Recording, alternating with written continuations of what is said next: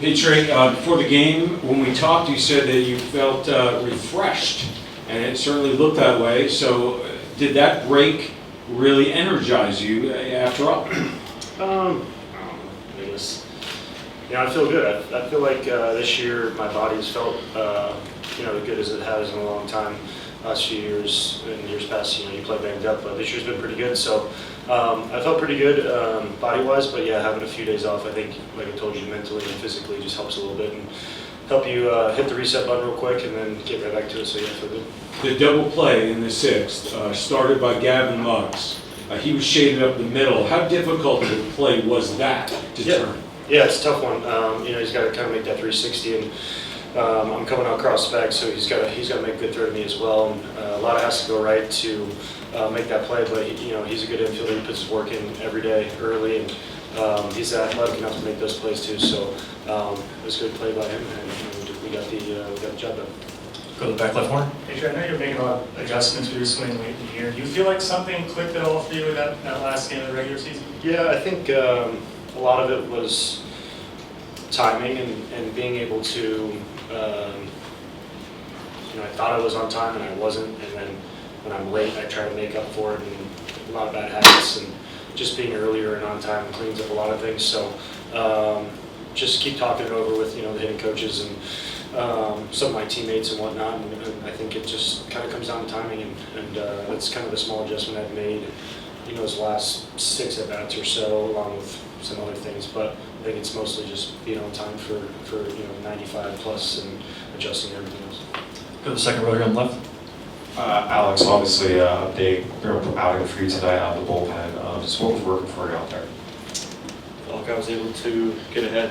I think that was the biggest key, making sure that got ahead with the fastball and then, put them away with either slider or, I used my changeup once or twice tonight. So, yeah, I'm just getting ahead. You were a 17th round pick out of a Division II, traded by one of the worst teams in baseball. For you to be here in a moment like this now, what does it mean to you? Chips on my shoulder all the time. I feel like I carry that in my heart pretty much every day. And my college coach had told me, he said, "You're not going to make your money, in the draft." He's like, "You're going to make it in the big league." So it's always been pretty heavy on my heart. Go to the back row on the right side. Trey, what enabled both you and the team as a whole to get to Clevenger today? Just doing what we do. We, getting the good counts, battle, take our walks if he gives it to us, and hit the ball hard when, we get a good pitch to hit. So, we've seen a lot of them lately, especially in the last month or so of the season. So, kind of knew what to expect. Still have to execute and still have to get the results, but I think we just were ourselves and didn't give anything away. And did you feel going in that there was any kind of advantage to getting to face the number 4 guy in their rotation going up against your ace? No, I think that's the wrong way to think about it. I think all of us as a whole don't take anybody lightly. We know that on any given day somebody can throw a good game against us or beat us in general. So I don't think we think that way. I think he's a pretty good pitcher. I think we respect him in the clubhouse. I know what the numbers are, but that doesn't mean anything really when it comes to postseason or to that given day. So that was in the past, and we wanted to execute and kind of get to him again, and we did. Go to the back left corner.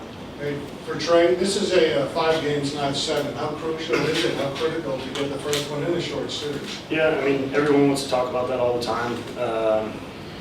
The odds if you win this game or lose this game or whatever it is, but at the end of the day, you just got to win with whatever's in front of you. Tonight we did.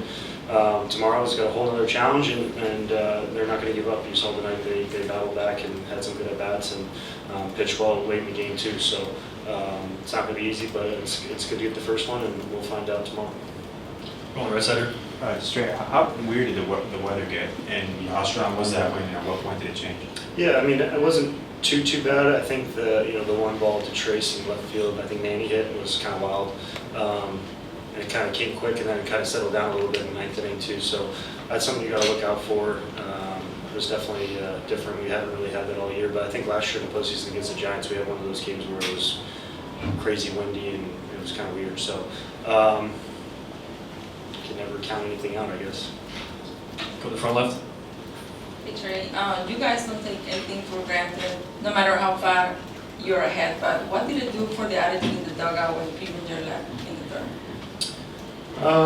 We want to get to the bullpen as much as we can and just kind of see those arms and make them throw as many pitches as possible. So I think, that was a job well done. But like I said, they started executing when they brought those arms in. Wilson, Johnson, and some of those guys made some good pitches. So we got to keep battling, keep the foot on the gas, and don't give anything away.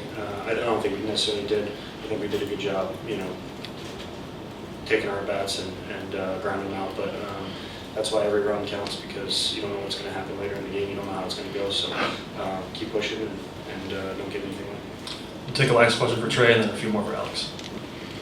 Trey, were you able to talk to Juan Soto at all before the game? I mean, last year he was here cheering you on. You guys are playing against each other along with Bell. Yeah, I haven't talked to him much. Just right before the game, said what's up to him real quick, and he said good luck. I said the same. And just kind of mutual respect that we have for each other. We're boys, but I know he wants to beat us, as do I want to beat them. So nothing crazy. I'll probably talk to him after the series is over and in the off season maybe a little bit more. Thanks, Trey.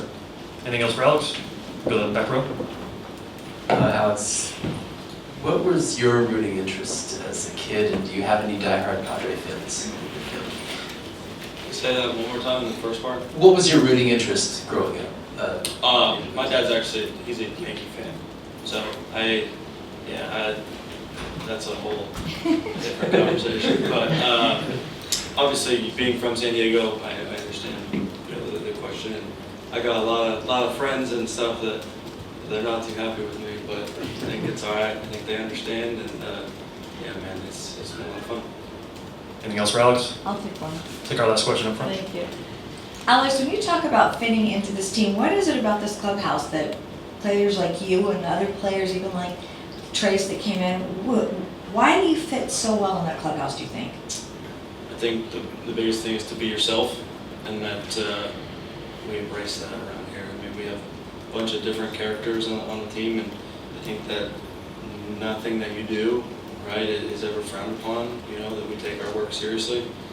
And, there's a lot of very, very good guys to, bounce ideas off of and learn from. And I feel like I did that pretty well last year, and then I just built on it this year more and more.